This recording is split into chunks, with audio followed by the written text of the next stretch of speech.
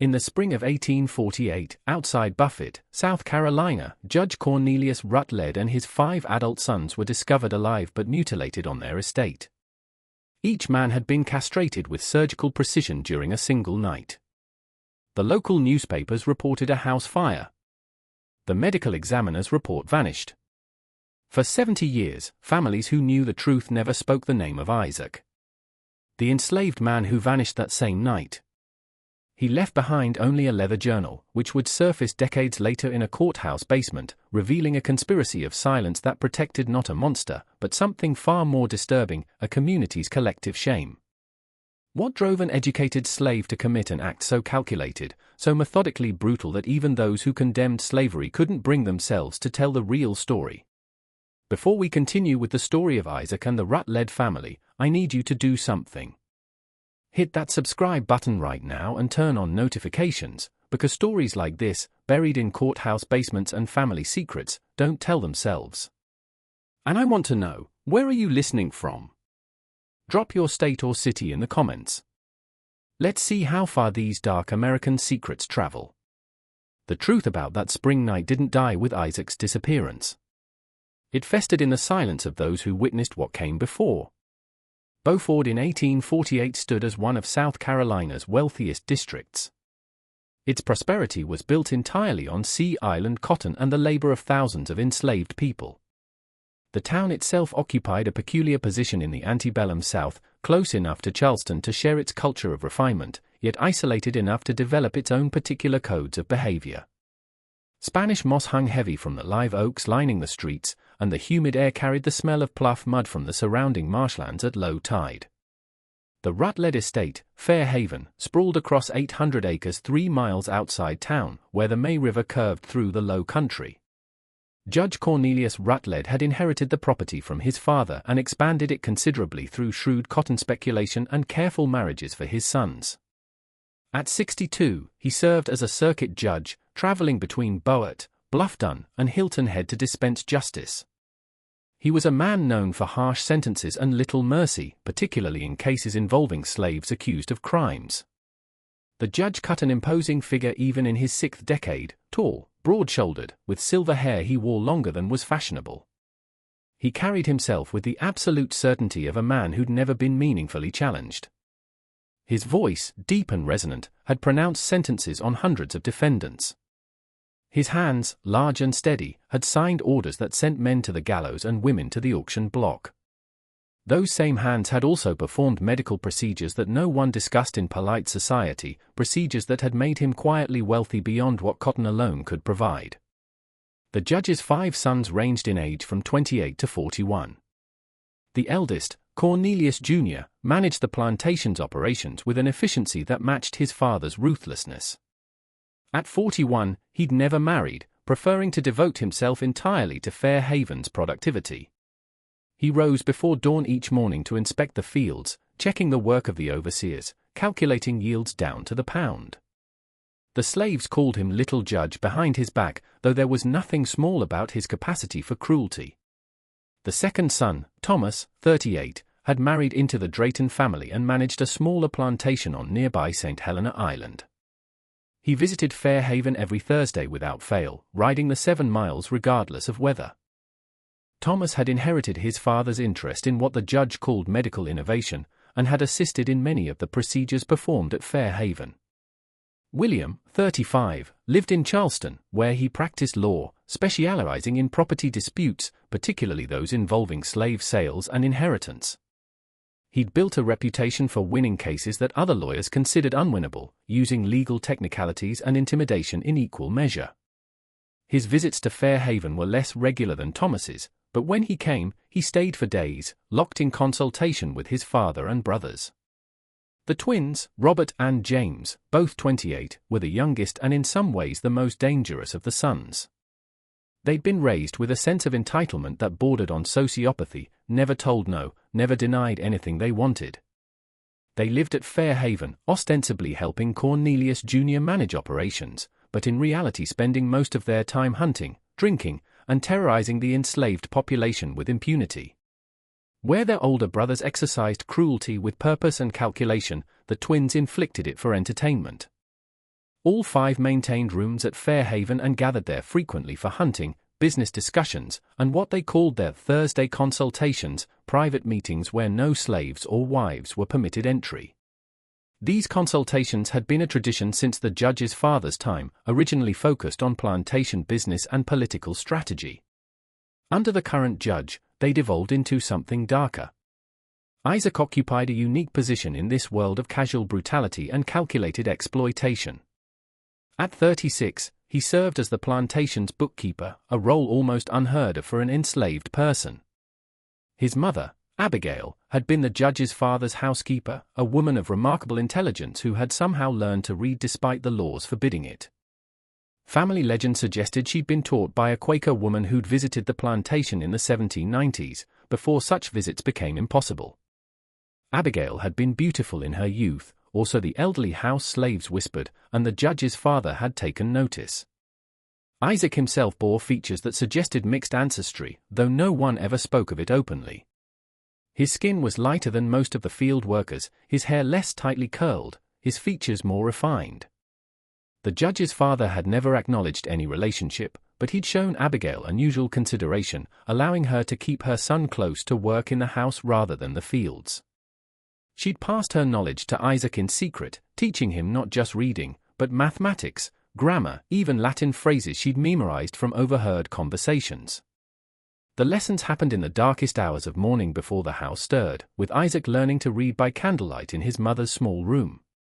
She impressed upon him the danger of what she was doing, the necessity of hiding his abilities except when absolutely necessary. When Abigail died of fever in 1831, young Isaac, then 19, had been devastated. But he'd also demonstrated something that caught Judge Ruttle's attention. While helping sort through his mother's few possessions, Isaac had automatically organized some scattered receipts by date and vendor, his literacy revealing itself in a moment of grief-stricken distraction. The judge could have sold him south as punishment for the illegal education. Instead, he'd seen an opportunity. The plantation's bookkeeper, a white man named Henderson, was stealing from the estate, skimming percentages, falsifying records, growing wealthy on the judge's ignorance of his own accounts. The judge suspected but couldn't prove it without weeks of careful review. He'd given Isaac a test, locked him in the estate office with 3 years of ledgers, and told him to find the discrepancies.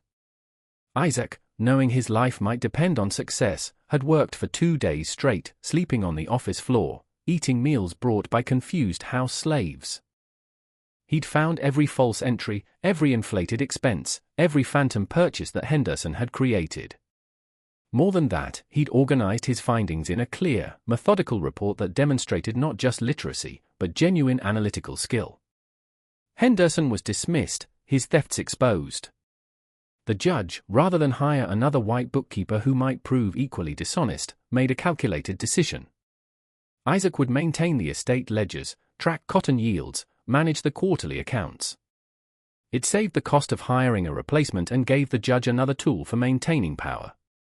A slave who could read and write was a slave who could be threatened with teaching others, a crime punishable by death under South Carolina law. Isaac lived in a small room off the main house's backstairs, isolated enough that the other enslaved people viewed him with suspicion and resentment. The room measured perhaps 8 feet by 10, with a narrow bed, a small desk, and a single window that looked out over the kitchen garden. In winter it was cold, in summer stifling, but it was private, a luxury almost no other slave at Fairhaven possessed. He ate alone, worked alone, spoke little. The house slaves called him the judge's shadow, and whispered that he considered himself better than them. The field workers called him worse, a traitor, the master's pet, someone who'd sold his soul for an easy position. None of them knew that Isaac spent his evenings not just maintaining the judge's accounts, but keeping a second set of books that documented horrors they couldn't imagine. Isaac had learned something during his years maintaining the Rut-led accounts, something that burned in him like a slow fire that never dimmed. Numbers told stories that men tried to hide. And the Rut-led ledgers told a story so monstrous that for 8 years Isaac had recorded it in careful columns, waiting, though he hadn't known for what, for some moment when the documentation might matter, when the truth hidden in his numbers might somehow bring consequences to men who seemed beyond all consequence. The spring of 1848 brought unusual tension to Fairhaven. Cotton prices had dropped for the third consecutive year, squeezing profit margins throughout the South. Whispers of abolition from the North grew louder with increasing talk of dividing the territories gained from Mexico into free versus slave states. The Missouri Compromise seemed increasingly fragile, and men like Judge Rutledge saw their world threatened by forces they couldn't control through judicial rulings or local intimidation. The judge's Thursday consultations became more frequent, sometimes lasting until dawn. Isaac, who slept in the room directly above the study, could hear the raised voices through the floorboards. Sometimes the arguments were about politics, debates over whether South Carolina should threaten secession, whether the slave patrols were sufficient, whether new laws were needed to prevent slave literacy. But other times the voices dropped to murmurs punctuated by occasional screams that were never explained the next morning. Those screams haunted Isaac's nights. He'd lie awake in his narrow bed, staring at the ceiling, listening to sounds that he'd learned meant another woman was undergoing what the judge called his procedure. The screaming never lasted long. Either the woman lost consciousness or was gagged, but it echoed in Isaac's mind long after silence returned to the house below. In his own private journal, hidden in a hollowed Bible in his room, the book's interior carefully carved out to create a space just large enough for a thin leather notebook, Isaac had been keeping his second set of books. While the official Rutledge ledgers showed standard plantation operations in neat columns, Isaac's journal documented something else entirely. Purchase records for chemicals from Charleston, carbolic acid, laudanum, chloroform. Shipping receipts for medical instruments, forceps, scalpels, speculums, surgical thread. Bills from medical supply companies in Baltimore and Philadelphia, carefully marked as educational materials in the official ledgers, but detailed precisely in Isaac's hidden record. Most damning of all, a list of names with dates beside them. Sally Pitkins, age 14, May 1840. Jesse Cunningham, age 16, August 1841. Clara Simmons, age 13, March 1842. The list went on, growing longer each year, 26 names in total, each followed by a date and a single word that appeared again and again, procedure. Isaac had known some of these women. Sally had worked in the kitchen before she was taken to the study one Thursday evening and returned days later pale and fevered, barely able to walk. She died 2 weeks after that, buried in the slave cemetery without ceremony or explanation. Jessie had survived but was never the same. She moved like someone whose insides had been damaged beyond repair, walking carefully, constantly in pain. Clara had been sold to a plantation in Georgia less than a month after her procedure, separated from her mother and younger siblings without warning. For 8 years, Isaac had documented it all while maintaining perfect discipline in his public demeanor, showing no hint of the rage and horror that consumed him privately. He performed his duties flawlessly, spoke when spoken to, kept the judge's accounts with meticulous accuracy, and every night he updated his journal, recording evidence that he had no clear idea how to use, but felt compelled to preserve, as though the act of documentation was itself a form of resistance, a way of insisting that these crimes had witnesses, even if they had no consequences.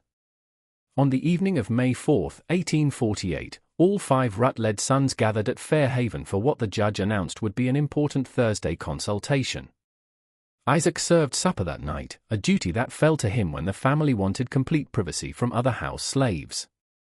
As he set out the dishes of roasted duck, rice pilaf, and early spring vegetables, he noticed something different in the usual atmosphere. The sons normally arrived boisterous, full of talk about hunting or politics or business. Tonight they were subdued, glancing at their father with something that looked almost like nervousness. The judge himself ate mechanically, his jaw tight, responding to his son's attempts at conversation with curt, single words. Isaac moved around the table silently, refilling wine glasses, removing dishes. His presence was so familiar after years of service that the men barely registered his existence. He'd perfected the art of being simultaneously present and invisible, there but not there. A servant whose discretion was so absolute that secrets could be discussed in front of him without concern. As he brought out the dessert course, a blackberry pie made with berries from the plantation's own bushes, he heard fragments of conversation that made his hands tremble slightly. Thomas was saying something about complications with the last one, and maybe we should reconsider the broader implementation. William mentioned legal risks, something about if word ever got out to certain parties in Charleston. The twins, typically boisterous, sat quiet and tense. Judge Rutledge cut them all off with a sharp gesture. "We'll discuss it properly afterward," he said, his voice carrying the tone that indicated the subject was closed. "Isaac, bring coffee to the study at 9 o'clock sharp. Then retire to your quarters. We're not to be disturbed under any circumstances." Isaac nodded, his face perfectly neutral, and began clearing the dessert plates. But his mind was racing. Over the years, he'd learned to read the patterns of these consultations. When the judge ordered complete privacy and looked this tense, it meant something significant was being planned. And given the fragments he'd overheard, it involved expanding the procedures he'd been documenting. 2 hours earlier, while the family was still preparing for dinner, Isaac had made a decision that had been building for 8 years. He'd gone to the judge's medicine cabinet, kept locked, but Isaac had learned to pick simple locks years ago, and carefully extracted a substantial amount of laudanum. Not enough that its absence would be noticed immediately, but more than enough for his purposes. He'd added it to the whiskey decanter in the study, the special bottle that the judge opened only for his Thursday consultations. The laudanum would mix seamlessly with the whiskey's strong flavor, undetectable to men who expected their alcohol to have a bitter edge. Isaac had calculated the dosage carefully using knowledge gained from years of observing the judge's medical supplies. Not enough to kill. Death was not what he wanted, but enough to ensure deep, immobile sleep that would last for hours. The house settled into its evening sounds as Isaac cleared the dinner service and carried dishes to the kitchen house. Crickets singing through the open windows, the distant call of a whippoorwill from the marshlands, the creak of old oak boards as the structure cooled in the night air. From the study below his room, he heard the scrape of chairs being positioned, the clink of glasses, the low rumble of male voices preparing for serious discussion. Isaac climbed to his room and sat on his narrow bed, his heart hammering so hard he could feel it in his throat. Everything he'd prepared over the past months was ready. Hidden in a canvas bag under his bed were the instruments he'd gathered. A straight razor stropped to perfect sharpness on a leather strap he'd stolen from the barber in town, clean cloths torn from an old sheet, a bottle of carbolic acid obtained through a forged note to a Charleston chemist. Isaac had practiced the judge's signature for weeks until he could replicate it perfectly. Surgical thread stolen from the same medical supply company that had sold instruments to the judge, taken one spool at a time over several months, so its absence would never be noticed. He waited, counting the minutes, imagining what was happening in the study below. The men would be pouring whiskey, settling into their discussion, whatever dark plan they'd gathered to finalize. They'd drink deeply. They always did during these consultations, their inhibitions loosening as they discussed things that would horrify anyone outside their circle. The laudanum would take perhaps 30 to 40 minutes to work fully, depending on how much food remained in their stomachs, how quickly they drank. At 9 o'clock, Isaac descended with the coffee service, a silver tray carrying a pot and 7 cups. He knocked twice on the study door and entered without waiting for a response, as was his long-established custom. The 6 men sat around the judge's large mahogany desk, papers spread before them, speaking in low tones that stopped abruptly when Isaac entered. The judge looked up, and Isaac noticed immediately that his eyes were slightly unfocused, his movements a fraction slower than usual. "Leave it," the judge said, his words carrying the faint thickness that indicated significant alcohol consumption. "Go to bed. We'll be here late and don't wish to be disturbed." Isaac set down the tray and withdrew, closing the heavy door behind him. He climbed the back stairs to his room, retrieved his canvas bag, and then descended to the kitchen house, a separate structure 30 feet from the main house, where the cooking was done to keep fire risk and summer heat away from the living quarters. The kitchen was empty at this hour, the fire banked low, the house slaves long since retired to their quarters. Isaac spread his instruments on the kitchen's scrubbed wooden table and waited, every nerve alert, listening for any sound that might indicate someone was awake and moving. The quarters where the house slaves slept were quiet. The distant cabins of the field workers showed no lights. The night insects sang their endless songs, and somewhere in the marshlands a great horned owl called its hunting cry. He waited 2 full hours, ensuring that the laudanum had done its work completely. Around 11 o'clock, he carefully made his way back to the main house, carrying his canvas bag and a lamp turned low. His hands were perfectly steady now, his mind crystalline clear. Fear had burned away, leaving only purpose. The study door opened silently on well-oiled hinges. Inside, the scene confirmed what Isaac had planned for. All 6 men had collapsed into unconsciousness. Judge Rutledge lay slumped over his desk, one arm stretched across the papers they'd been reviewing, snoring heavily. Cornelius Jr. had his head thrown back in his leather chair, mouth open, spittle on his chin.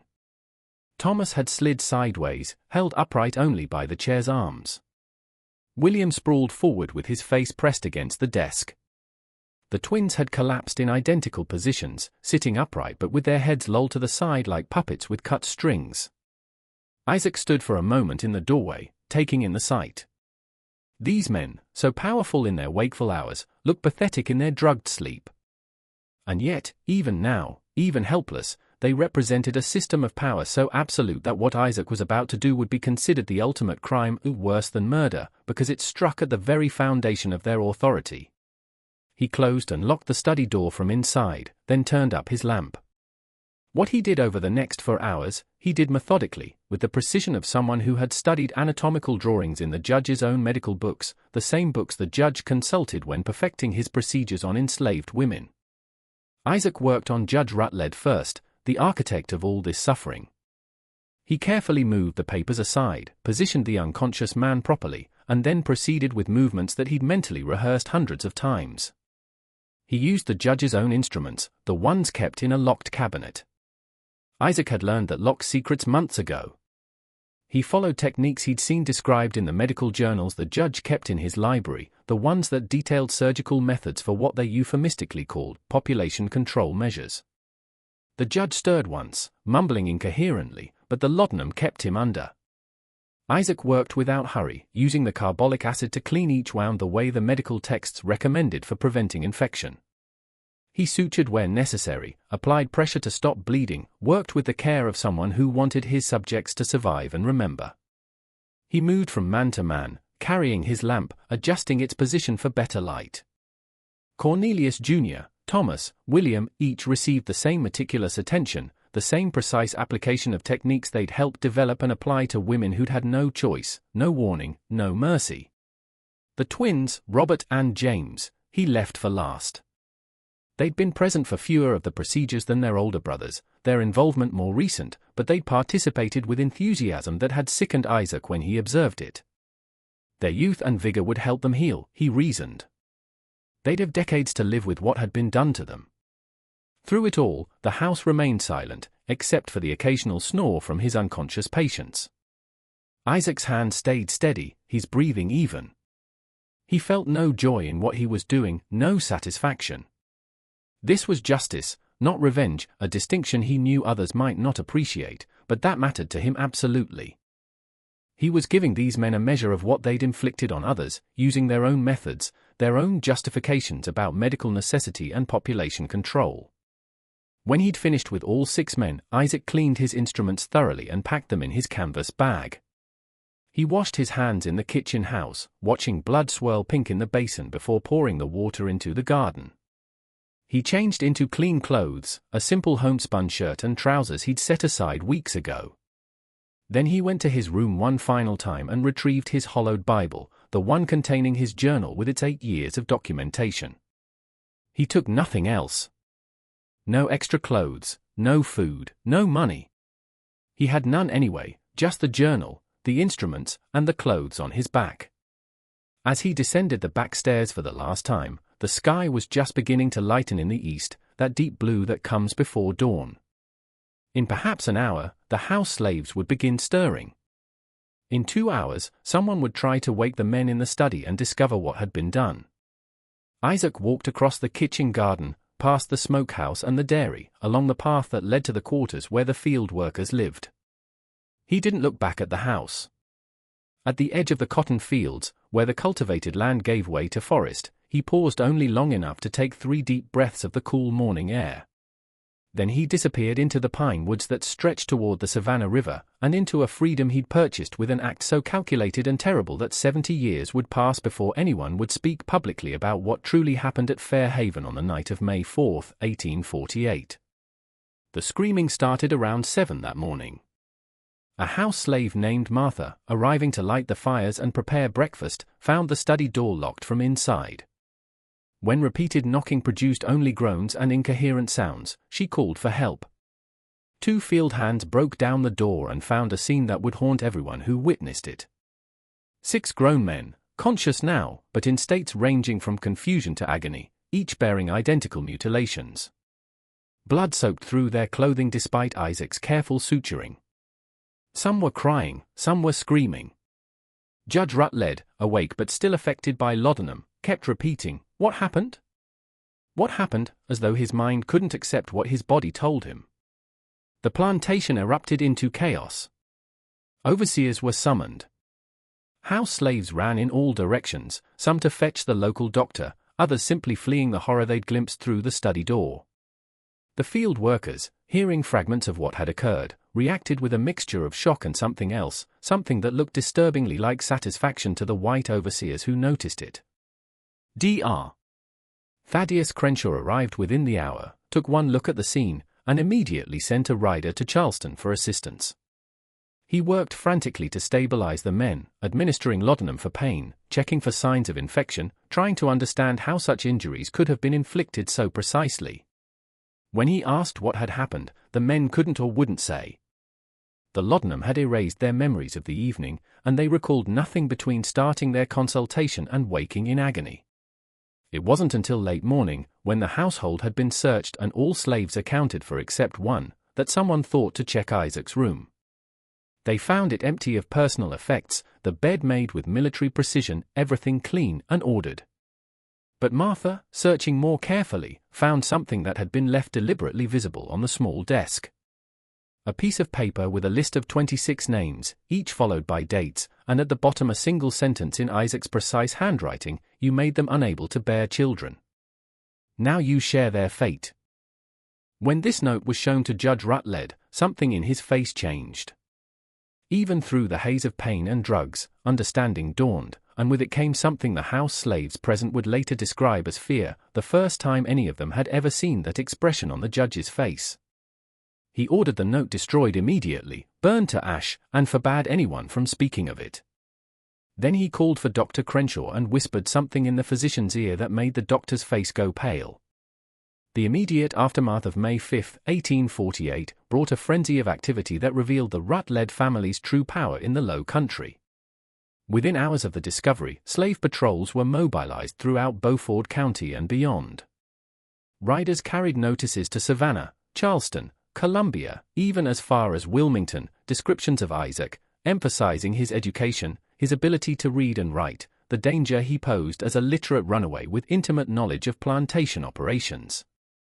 The posted reward was extraordinary: $1,000 for his capture alive, $500 if proof of his death could be provided. In 1848, that sum represented more than most farmers earned in 2 years, more than enough to motivate bounty hunters throughout the region.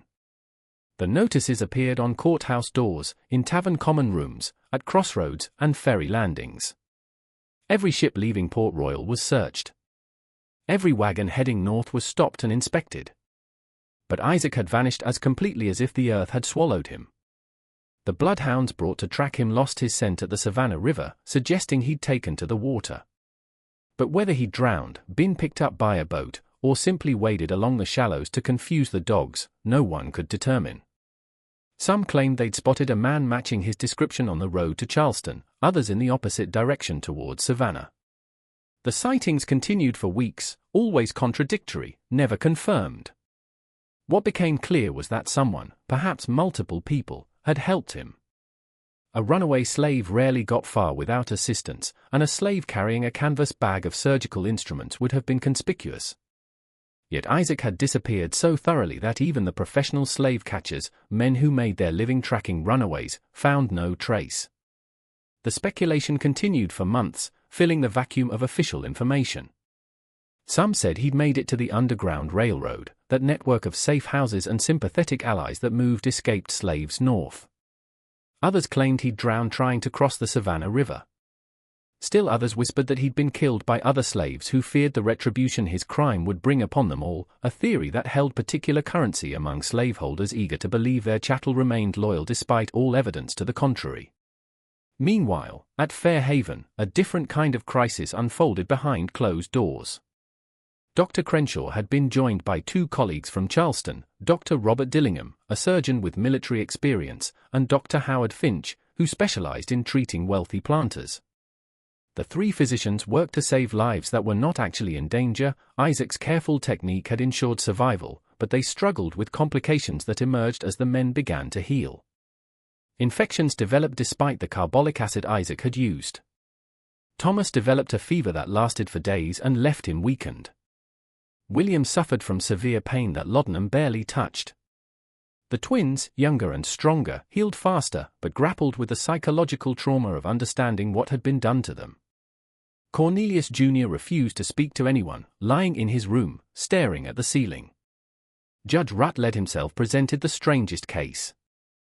His physical wounds healed adequately, but his mental state deteriorated rapidly. He'd wake screaming from nightmares, calling out names, Sally, Jessie, Clara, others from Isaac's list. In his delirium, he'd confess fragments of what he'd done, describing procedures in clinical detail that horrified the nurses attending him. Dr. Crenshaw administered increasing doses of laudanum to keep him quiet, fearing what he might say in front of the wrong ears. It was during one of the judge's delirious episodes that Dr. Crenshaw discovered the full scope of what had been happening at Fair Haven. The judge, barely conscious, mistook Crenshaw for his father and began apologizing for not perfecting the technique, for losing subjects to infection, for the failures that had held back the program's expansion. He spoke of plans to train other physicians, of establishing a systematic approach to preventing slave reproduction across multiple plantations, of turning medical experimentation into standardized practice. Crenshaw, listening with growing horror, realized he was hearing a confession to crimes that went far beyond even what Isaac's note had suggested. This hadn't been isolated cruelty, but a deliberate program documented and refined over years, with ambitions to expand across the region. The physician faced an immediate crisis of conscience compounded by self-interest. His own plantation had been struggling with what he considered excessive slave births, children who consumed resources for years before becoming productive workers. He'd purchased Judge Rutledge's services twice, paying handsomely for procedures on two young women who'd been too fertile. Those women had survived, but would bear no children, exactly as Crenshaw had wanted. Now he understood that his participation, even as a client rather than practitioner, made him complicit in something monstrous. And he wasn't alone. As he quietly investigated over the following days, consulting with Dillingham and Finch, he discovered that at least 8 other plantation owners in the region had purchased similar services from the judge. They'd all maintained silence, treating it as a private business transaction, never discussing it openly. The 3 physicians met in secret on May 15, 11 days after the attack. They gathered in Crenshaw's study in Beaufort town, away from Fair Haven's tainted walls, and confronted an impossible situation. They'd found Isaac's hidden journal, discovered by a house slave cleaning his room and turned over to them. The journal documented everything.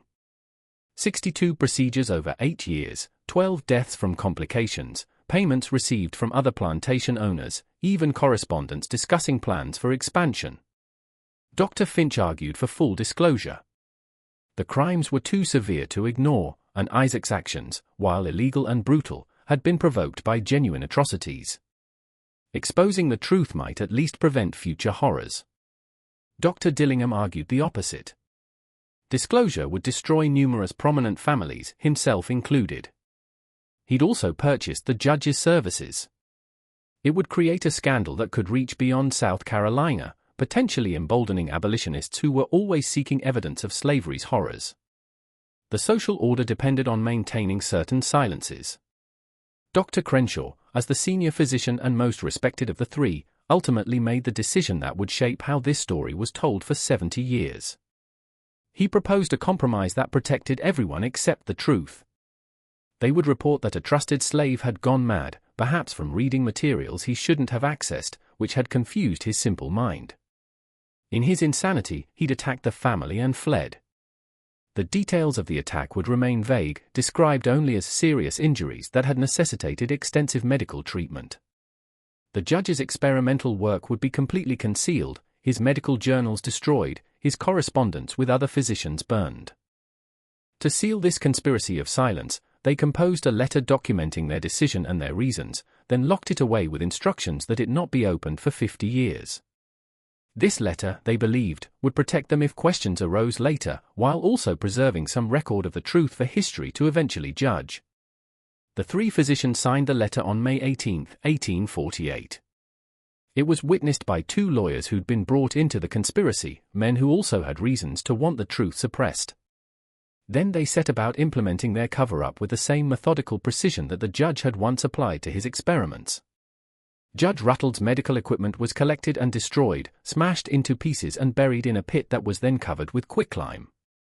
His journals, detailed records of every procedure, every subject, every outcome, were burned in Crenshaw's fireplace, the three physicians watching to ensure every page was consumed. The correspondence with other physicians was tracked down and similarly destroyed. Isaac's journal, the evidence that could have vindicated his actions to some degree, was burned last, though not before Crenshaw made careful notes of the names listed within. The women whose names appeared in that journal presented a different problem. They were living evidence scattered across Fairhaven and neighboring plantations, able to testify if anyone thought to ask them. The solution was brutal in its efficiency. All 26 who'd survived the procedures were quietly sold over the following months, sent to plantations in Georgia, Alabama, and Mississippi. Families were broken apart. Children were separated from mothers. The women disappeared into the vast machinery of the internal slave trade, scattered so thoroughly that their stories could never be gathered, their testimony never coordinated. The official story released to newspapers was brief and carefully worded.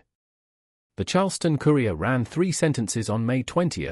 A trusted Negro belonging to Judge C. Rutledge of Beaufort became deranged and attacked members of the family before absconding. The judge and his son sustained injuries but are recovering under medical care. Authorities are searching for the fugitive, who is considered dangerous due to his unsettled mental state.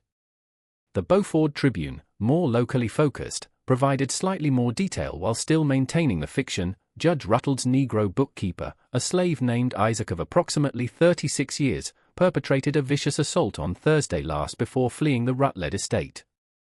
The judge and his 5 sons are recuperating from their injuries.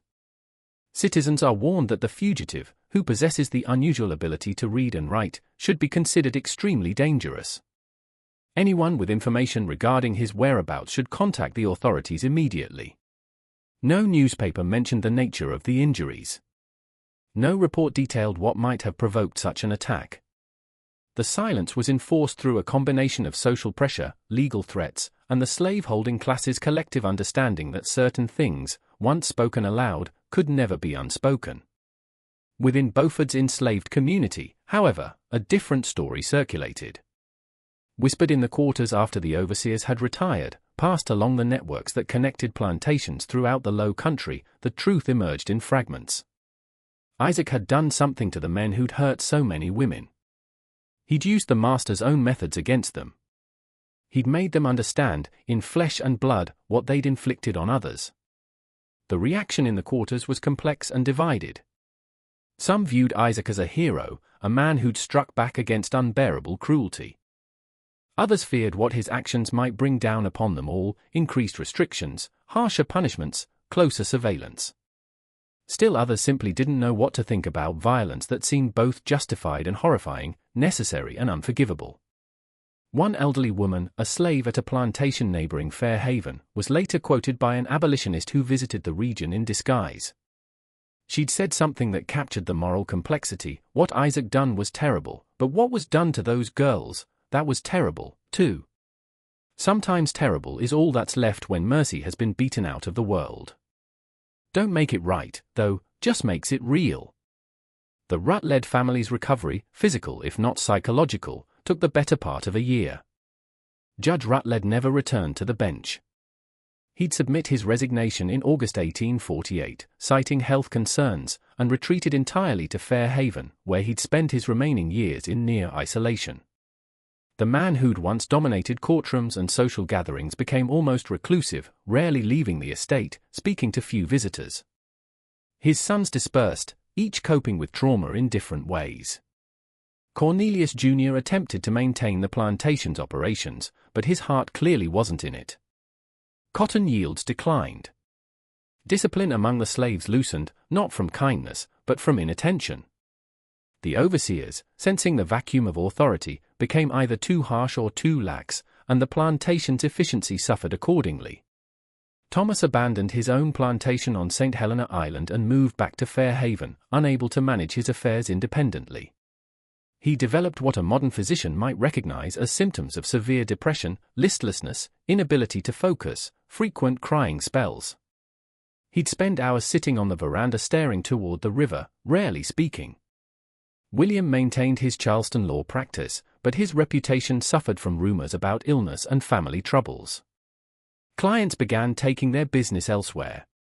By 1850, he'd closed his practice and retreated to drink and bitterness. The twins, Robert and James, reacted with rage that bordered on madness. They'd ride out with slave patrols at every opportunity, treating every captured runaway with brutal violence, as though punishing all enslaved people for Isaac's specific crime. The cruelty became so notorious that even other slaveholders commented on it, though none intervened. In 1852, Robert was killed when a runaway he was pursuing turned and fought back. James survived, but lost the will to continue, sinking into the same depression that had claimed Thomas. The plantation itself began to decay. Paint peeled from the main house. The cotton fields, once pristine, developed patches of weeds. Repairs went unmade. The enslaved workers, sensing the family's weakness, worked slower, took unauthorized breaks, engaged in small resistances that would have brought swift punishment in earlier years, but now went largely unnoticed. Beaufort society watched this decline with discomfort. The Ruttles had been pillars of the community, their fall raised uncomfortable questions. Some attributed it to bad luck, others to the trauma of the attack. But the more perceptive understood that the family was carrying some burden beyond physical injury, a shame or guilt that was eating them from inside. Then, in November 1849, 18 months after Isaac's disappearance, something happened that reignited speculation about the case and suggested Isaac hadn't simply vanished into death or distant freedom. A package arrived at the offices of the Charleston Mercury, one of the region's most prominent newspapers. It contained no return address, but the postmark indicated it had been mailed from Philadelphia. Inside was a sheaf of papers, careful copies of pages from Judge Ruttle's medical journals, reproduced in Isaac's precise handwriting. The documents detailed 43 separate procedures performed between 1840 and 1847, complete with the enslaved women's names, ages, the dates of the operations, and clinical notes about outcomes.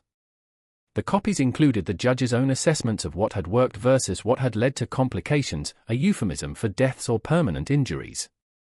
Attached to these documents was a cover letter, also in Isaac's handwriting, that would become one of the most controversial pieces of evidence in the case. It read, to the editor of the Charleston Mercury. I write to you from freedom, that state which I obtained through actions I do not regret, though I recognize their gravity. I did not flee from justice, but toward it, toward a justice that the courts of South Carolina could never provide to enslaved people suffering atrocities at the hands of those meant to uphold law. Judge Cornelius Rutledge, under the guise of medical innovation, performed experimental surgeries on enslaved women for 8 years. These procedures, designed to prevent childbearing, were conducted without consent, often resulting in death or permanent injury. The judge charged other plantation owners for these services, profiting from suffering while presenting himself as a man of science and justice. I documented these crimes for years, maintaining records as precise as those I kept for the plantation's legitimate business. On May 4, 1848, I acted to ensure that Judge Rutledge and his sons, who assisted in many of these procedures, would create no more victims. I used their own techniques, their own instruments, their own justifications about medical necessity. I gave them mercy they never showed. I let them live, though they must live now with understanding, in their own bodies, what they inflicted upon others. I include copies of the judge's record so that history, if not the present, might know the truth. I do not expect sympathy or pardon. I do not claim my actions were lawful. But I do assert they were necessary and just within a system where law itself had become a tool of oppression rather than protection. I call what I did justice. Future generations may call it vengeance. Both would be right. Both would be wrong. There are no right words for what happens when evil reaches a point where silence becomes complicity. You will not publish this letter or these documents. I know the world we live in, the powers that maintain it, but I send them nonetheless so that someone, somewhere, might know that these women suffered, that their suffering was documented, and that it did not go entirely without consequence. I remain, in freedom and conscience, Isaac. The letter's prediction proved accurate. Harrison Pettigrew, the Mercury's editor, read the documents with growing horror and immediately understood their explosive nature. These weren't vague allegations, but specific, detailed accusations backed by what appeared to be authentic medical records. If published, they would create a scandal that could reach far beyond South Carolina, providing abolitionists with exactly the kind of documented atrocity they'd long claimed existed, but rarely could prove. Pettigrew called in Dr. Crenshaw, showing him the documents and asking for verification. Crenshaw examined them and confirmed they were authentic copies of the judge's records, records that were supposed to have been destroyed completely. Somehow Isaac had made copies before his flight. Or perhaps he'd had them hidden elsewhere all along, insurance against some future need.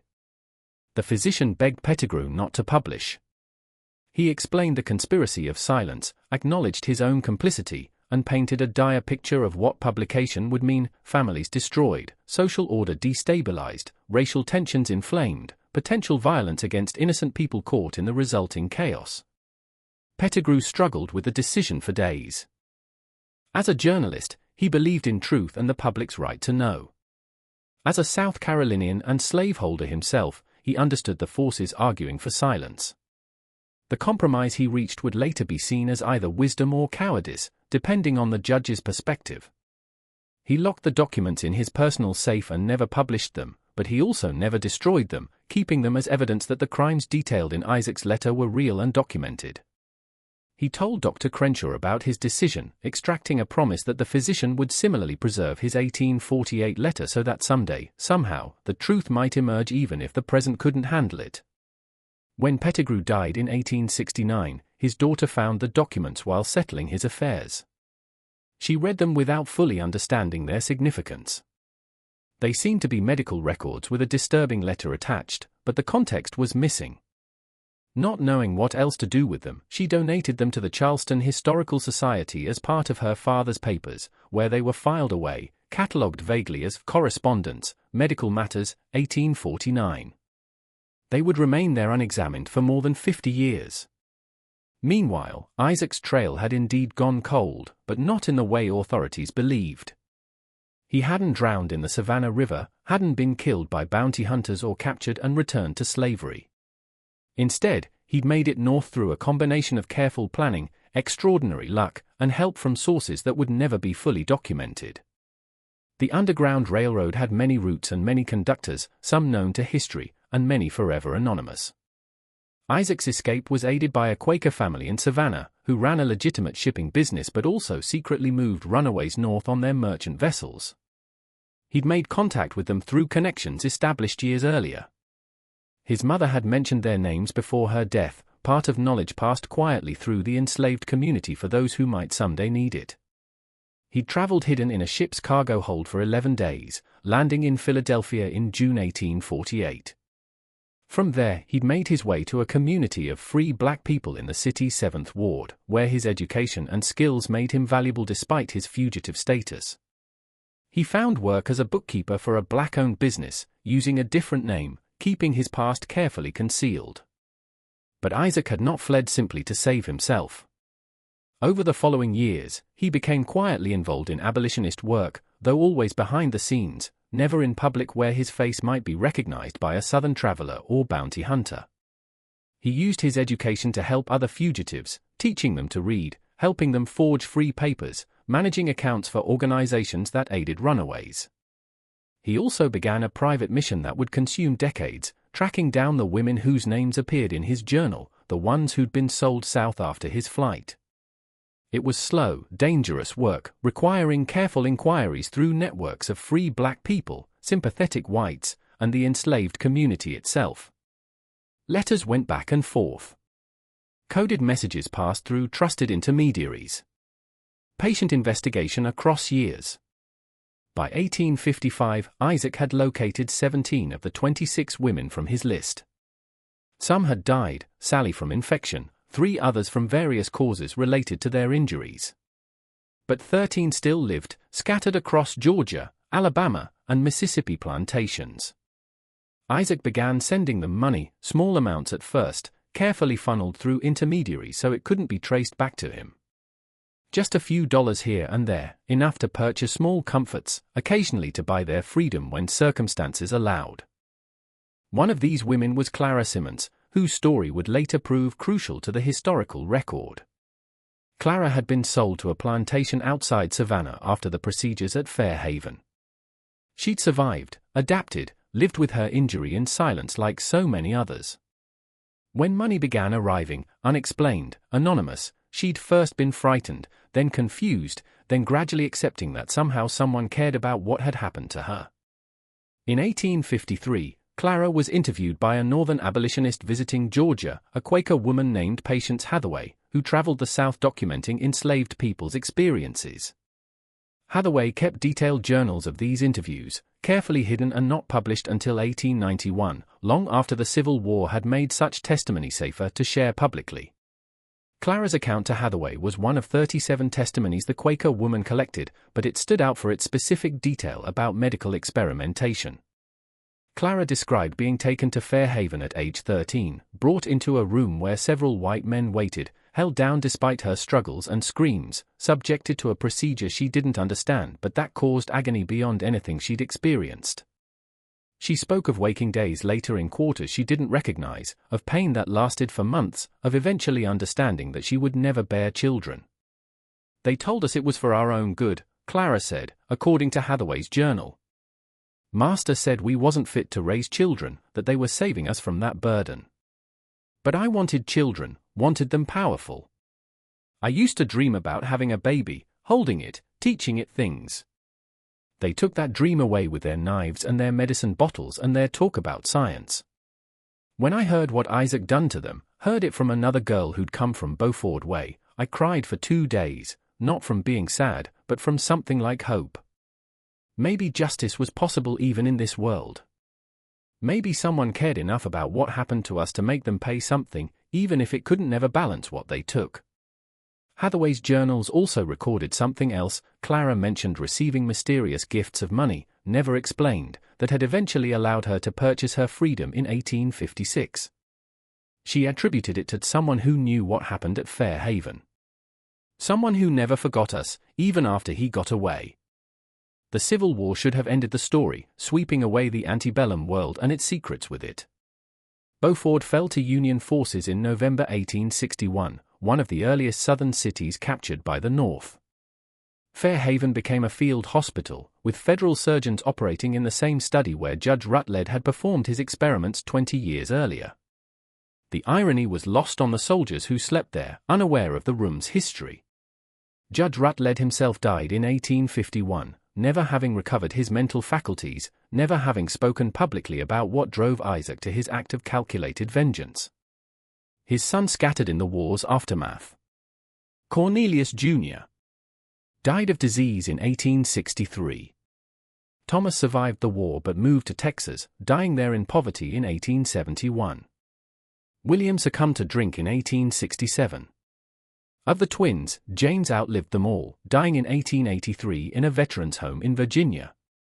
His mind damaged by what later physicians would call melancholia, an inability to escape depression that had roots in trauma decades old. Fairhaven itself, stripped of its enslaved workforce and unable to function as a plantation, changed hands repeatedly after the war. It became a boarding house briefly, then stood empty for years. The house decayed, the fields grew wild, and the property became associated with bad luck and misfortune among the local freed people. They'd tell their children to stay away from the old rut-led place, not because of ghosts, but because of history, memories of what had happened there that still felt too raw to approach casually. In 1877, during the tumultuous end of Reconstruction, something occurred that suggested Isaac not only had survived, but had prospered in freedom. A well-dressed black man, perhaps in his 60s, appeared in Beaufort, asking questions about the Rut-led family. He spoke with an accent that suggested years spent in New England or perhaps Canada, the sharp consonants of educated northern speech rather than the softness of the low country. He visited Fair Haven, standing before the decaying house for a long time, his expression unreadable.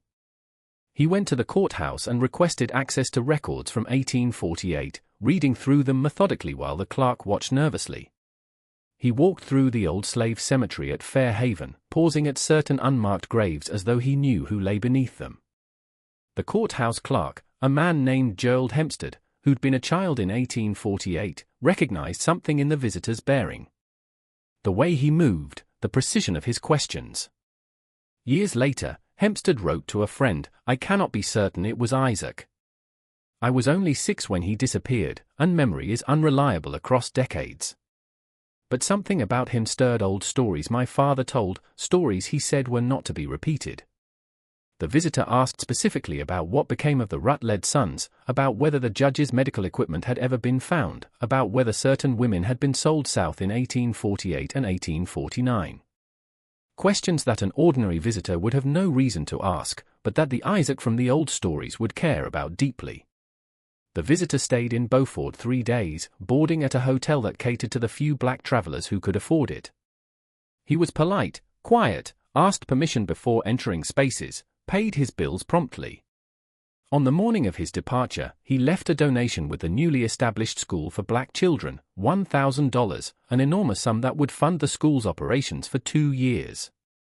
The donation came with specific instructions: the school should teach not just reading and basic arithmetic, but also bookkeeping, accounting, and how to maintain records. Let them learn, he wrote in the accompanying letter, to read the true story hidden in numbers. Let them understand that documentation itself can be resistance. That bearing witness has power even when justice seems impossible. The letter wasn't signed, but the handwriting was distinctive, precise, elegant, the script of someone with extensive education and practice in formal writing. The school's administrator, a freedman named Benjamin Smalls who'd learned to read during the war, kept the letter.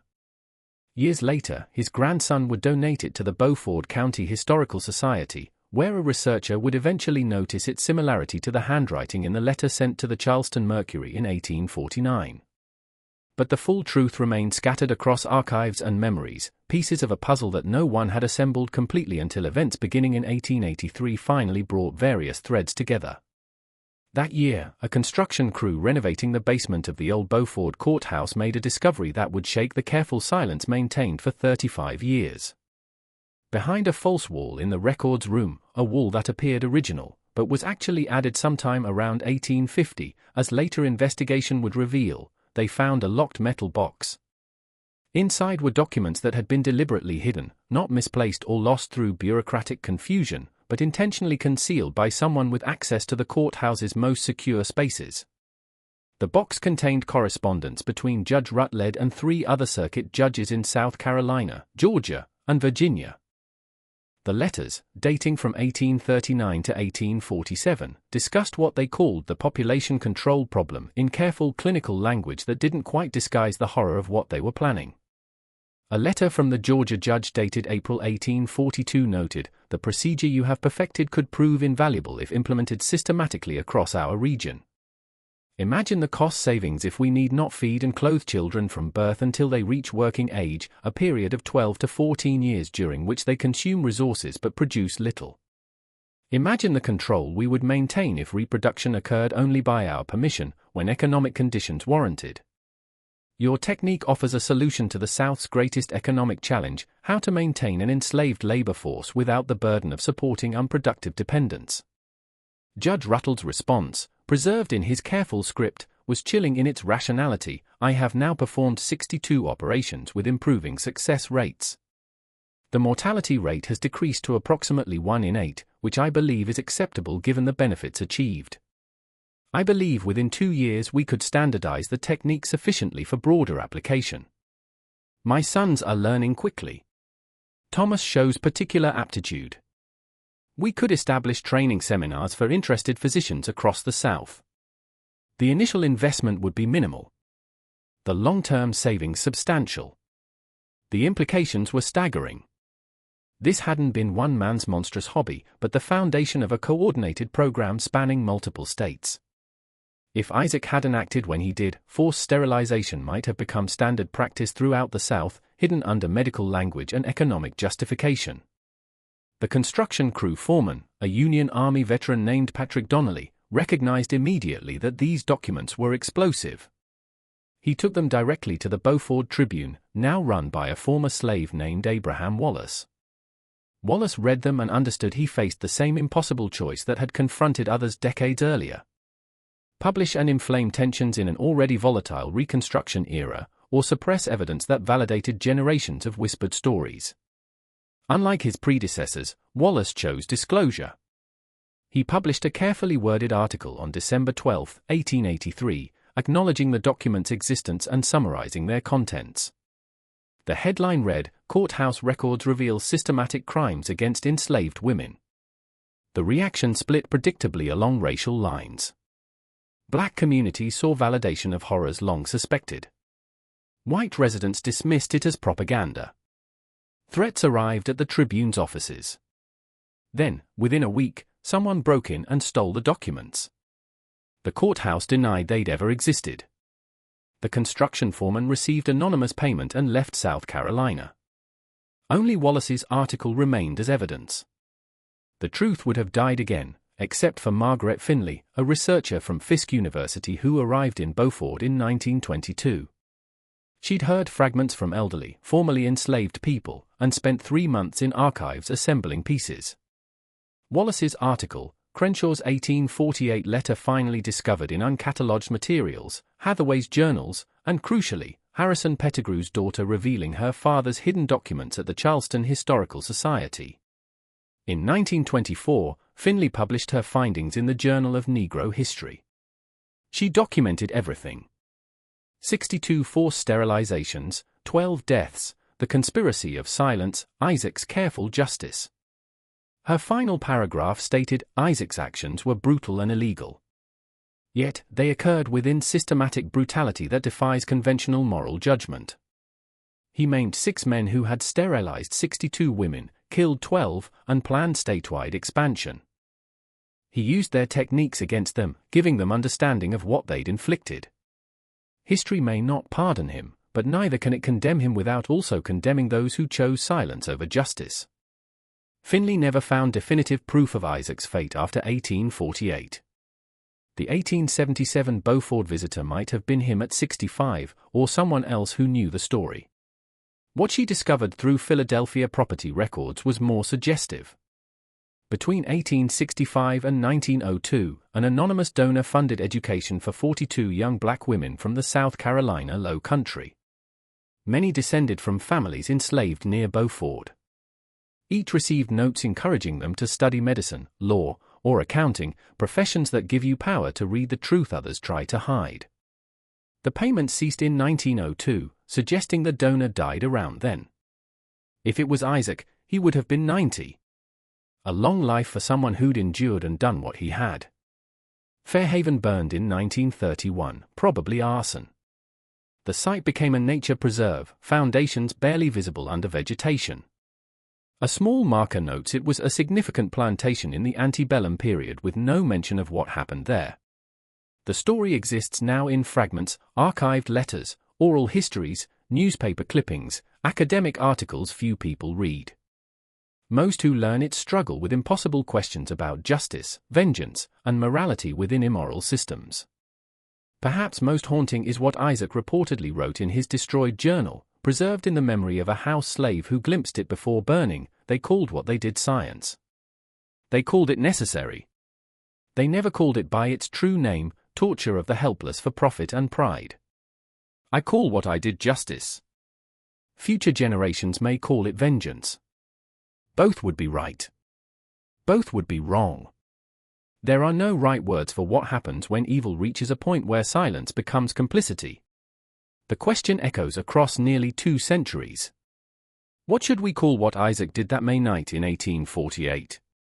What should we call the silence that followed? What should we call a justice system that couldn't acknowledge crimes because doing so would threaten social order? What should we call a community that chose stability over truth? What do you think of this story? Do you believe Isaac was right, or does justice have limits even facing such atrocity? Leave your thoughts in the comments below. If this story affected you, if it made you think about dark corners of American history we rarely examine, hit that like button and share this video with someone unafraid to confront uncomfortable truths. Subscribe and turn on notifications, because history's darkest secrets deserve to be told, especially when they make us question everything we thought we knew about right and wrong. See you in the next video.